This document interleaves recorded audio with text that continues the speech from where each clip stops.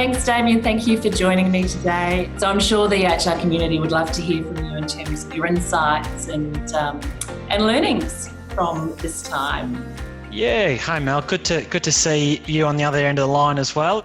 Deep into, let's call it, social isolation. It's good to still have that contact virtually and check in as humans. And we're really fortunate to live in a country that seems to be flattening the curve, and we seem to be doing some really good things here locally and also across into New Zealand as well. So yeah, locally from a Bunnings perspective, I think the pandemic's impacted every business and in every community.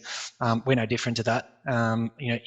Across sort of into New Zealand, our business was impacted there, and we were required to shut down or partially shut down and only run a few stores to trade customers. So that was not without its challenges. And locally here, I think we've been really fortunate in terms of being able to maintain trade and be able to service our local communities, which is really important to from a Bunnings perspective.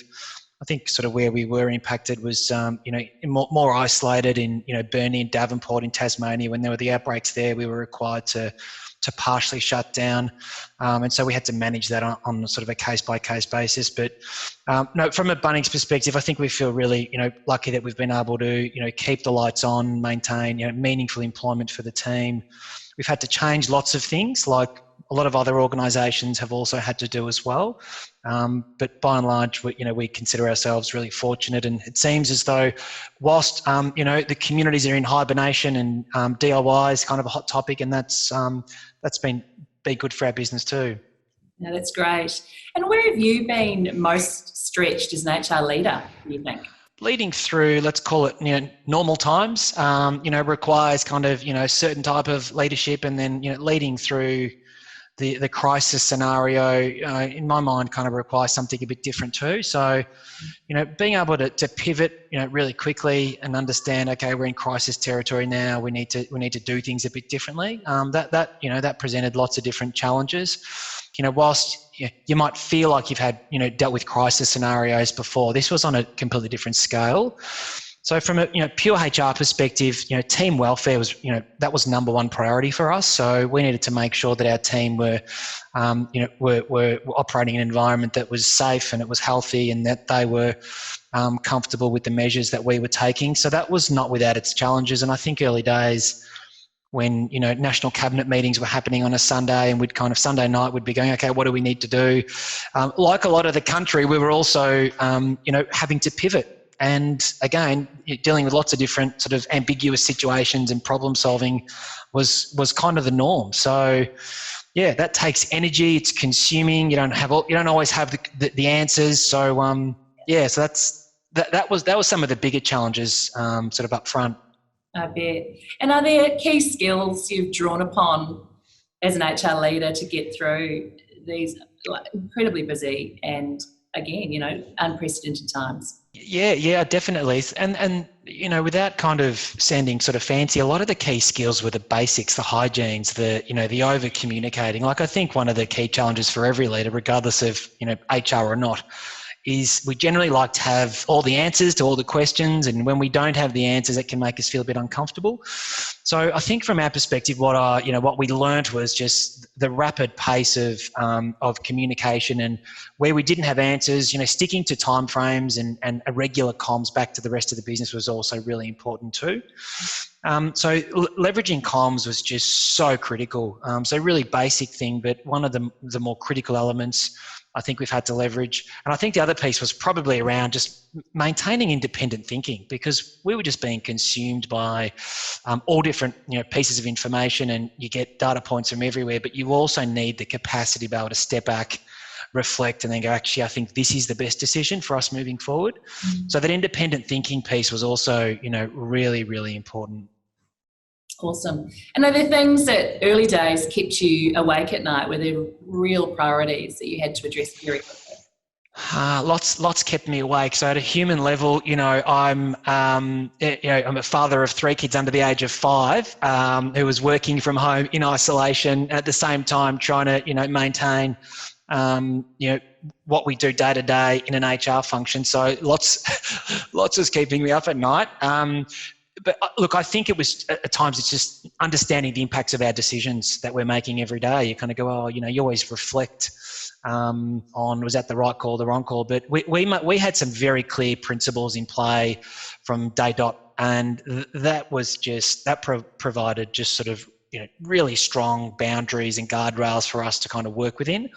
So, as a unit, and I talk about sort of a leadership unit, we were really connected and aligned. So you always have a bit of comfort knowing that, your peers and your colleagues are in the same sort of situation. So whenever we did have, more questions that were surfacing we didn't have answers for, we always sort of just picked up the phone and had a conversation. As an organisation, has there been an uptick in business, or have there been other challenges that have, I guess, seen a change in business results? Whilst we've all been in kind of hibernation and stuck at home, there's always been, a wall to paint or some storage, we need, or those sort of DIY projects. So, I mean, that's impacted our business, and, we've seen, sales, increase, which has been really good. But we've had to change the layout of the business, if you like. So, no more sausage sizzles, cafeterias closed, playgrounds closed. And they were big decisions early on that had to be made as a broader leadership team. If you've been into a Bunnings store recently, you'll see that there's really clear parameters around, physical distancing, perspex screens up, so team have some sort of level of barrier between themselves and a customer. So lots of those types of changes sort of in store, and then from a more sort of we call it store support, or other business might call it sort of corporate office. We've been working from home, so we've been connecting in virtually using the online version of having meetings. So be it Zoom or WebEx or Microsoft Teams, etc. So we've just had to pivot into sort of two different areas. So the shop front looks a bit different, and if you've been past the Bunnings recently, we're really mindful of the amount of customers, customer flow in and out of store. So the team are doing an amazing job managing that. And we've also had to, roll out, drive and collect, so contactless purchasing. We've seen a really nice take up of the online component. So that omni-channel experience has also been really important, not just for Bunnings, but for a large number of retailers too. It just gives consumers another option to be able to purchase a product without having to visit the store. And for all the pre-planned HR programs or initiatives that you had on the cards, on the calendar, have they gone on pause, on hold, or are there new things that have taken over? What if you call the pandemic has forced us to do is, put the pause button on quite a few things and just really galvanise and get behind the primary driver of our business, which is, our stores, our store network. That for us is our customer base. So we really backed off in terms of, a lot of the learning content, which kind of happens at store level at the moment. We just, we had to back off on that front. We paused a lot of the programs that required face-to-face interactions. We gave the stores space to breathe, and their number one priority was serve the customers and provide great experiences for customers. And so that's what we rallied behind. But at the same time, we were able to pivot really quickly and continue building online content, short and sharp, bite-size learning bites for the team to be able to access on their mobile device, when they want, how they want. So it forced us to do things probably quicker than they've happened in the past. To be truthful, I think we've been able to work more efficiently and at pace and at speed, which is an interesting learning when we come out of the back of this. So turning a few things off and actually investing heavily in a few things seems to be sort of a right balance, I think, for every business. So we'll come out of this, thinking a bit differently and prioritising a bit differently, I would have thought. Yeah, absolutely. And hindsight, of course, is a wonderful thing. But if you knew, back then what you now know, how would that have influenced your decisions as an HR leader? Oh, look, I think the fundamentals, I think my personal view is you think you communicate well and you think your cadence is up, and, as a leader, it's really important we're consistent with our messaging. But, you should just never underestimate the power of an amazing comms team and the power of, really clear and consistent messages, repeated, and the positive impact that has on a business. Now, we're a business, at scale. with over 47,000 team members across Australia and New Zealand. So we've got a lot of people that we need to reach out to. So the power of comms, but also the power of vulnerability. Like we didn't always have the answers, and we had to, when you don't have the answers, you've got to call it. But as I said, just the regularity so the team know when to dial in. And we have an amazing intranet platform, which is a bit like a Facebook platform. It's called Workplace, where we run live Q&A sessions, and anyone from across the entire network can ask a question directly to our MD, Mike, and to our leadership team. And so that just creates a really strong connection. And I think that will be the constant for us moving forward. We'll just provide more of those avenues for the team to be able to put their hand up and ask whatever's on their mind, when we normalise and come out of this too. It's got to be a good thing, doesn't it? Yeah, I think so. And how have you kept the HR team motivated? They may not needed any motivation, but how have you managed? I think this is a fabulous time to be in HR, in my opinion. If we think of the evolving nature of work, if we think of the focus on well-being, if we think of sort of what's touted to be sort of a change in the industrial relations landscape, I think it's really interesting to be in our profession at the moment. The team itself, the best probably, I think the best kind of, if I call it, motivation kind of tools has just been the check-ins. These types of conversations where you're on the other end of a laptop, but you're having a conversation, and preferably it's not about work. It's about them as a human being, and it's understanding about their personal circumstance and what's going on and what's working and what's not working, and what would they like to know about. So we run virtual coffee meetings with the team, which is just great. Half the time we're talking about Netflix and other kind of other types of ideas, which is just great, because they're the type of conversations you'd have in the office when you're kind of bumping into each other. But then from a more of a work perspective, it was important to provide the team with lots of different platforms to be able to ask the questions and the things that are on their mind. So, that seems to work really well. We'll continue to do that. And your well-being, how have you managed that? I think, truth be told, the first 4 weeks was tough. If you cast your mind back to kind of that period when we were going through, let's call it crisis mode, and we're all coming to terms with, COVID, and we were listening to, our Prime Minister on TV most nights, that was all consuming. And I'm someone who generally likes to be up early, get a bit of exercise in before the day gets ahead. And when you can't go to the gym or do any of those types of things, I kind of found myself, falling into habits that you kind of go, I don't really want to, now I'm going to sleep in a bit more. I'll visit the fridge a bit more. So that I was able to, I think, catch that at about the 4-week mark.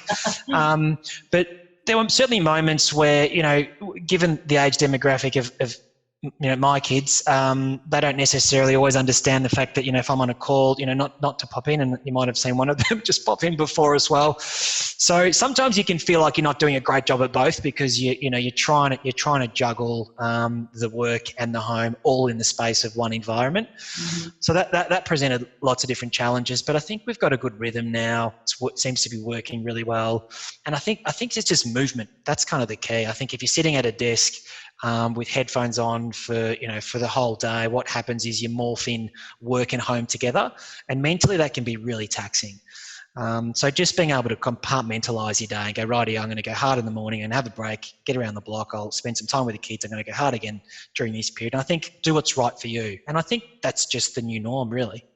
It is, for sure. And you talked about this earlier in terms of HR practices moving forward. Do you envisage any major changes to HR models or practices out of this crisis? Look, we ran an agile process in the national teams, so that largely you'll find agile as a philosophy largely in a lot of digital businesses or tech teams, but just the simple process of visualizing the work, being able to prioritize with the team. So we were in that process already. What we've had to do is just now kind of jump onto that virtually. And so we're early days in that space. But so I think the way of working and the way in which HR teams connect in is going to, should change and should evolve. The way in which we prioritize work. Structurally, I don't know yet. I truthfully don't know whether, a lot of businesses have deep centers of excellence and a service model, and then, HRMs or business partners. And that seems to be working reasonably well. The role of the HRBP, continues to play, in my mind, a really, really important part in terms of supporting organisations, particularly through crisis. And then the roles of your centres of excellence in being able to go, let's prioritise our work so that our business partners have all the access to the tools and resources that they need to do their job. And then you usually have a services team that's dealing with all your tier 1 and tier 2 inquiries that are coming back from the system. So look, I think it's still to be seen, to be honest. I think there's probably, but there's always scope for refining. We don't have the answers, but there's lots of learnings to come out of this, no doubt. I think the important bit for us is when we get out of this, we don't fall back into what we were always doing. That's going to be the big piece for us. But it's interesting, your point around speed and how quickly HR teams have actually been able to do things in this world versus the previous. It's really interesting. It really is. There's some big learnings for us, and the way in which we've been able to get programs up that we haven't been able to get up for 3 years. We've been doing it in 2 weeks. So. Wow. You kind of go, well, rightio. So what changed actually? And there's even tactical things like our board reports, which are just heavy, lots of reporting. We're kind of going, well, less reporting now, more discussion. Yeah. So I think we come out of this looking different, but for the better. Mm-hmm. So if we can harness some of those learnings and not fall back into some of the traps of lots of meetings for the sake of it, rally behind the important stuff, which for us is our customer base and our team. So yeah. Now the big question, Damian, what will you do? What's the first thing you'll do when our isolation barriers are knocked down? If it's what I'm allowed to do, well, geez, I'd have a fishing rod, would have the camper set up, and we will be camping somewhere out, probably in the west of Victoria. Love to get back to the gym again. Look, I think we're out of the house. We're holidaying. We've had like many Australians and many people around the world, we've had to cancel holidays. So, time together as a family unit, outside of the family home, be it camping or be it at the beach or doing something different. I think that's high on the agenda for us. Sounds like there's some great work going on, and I'm sure the HR community around us will be really pleased to hear from you. So thank you for joining me.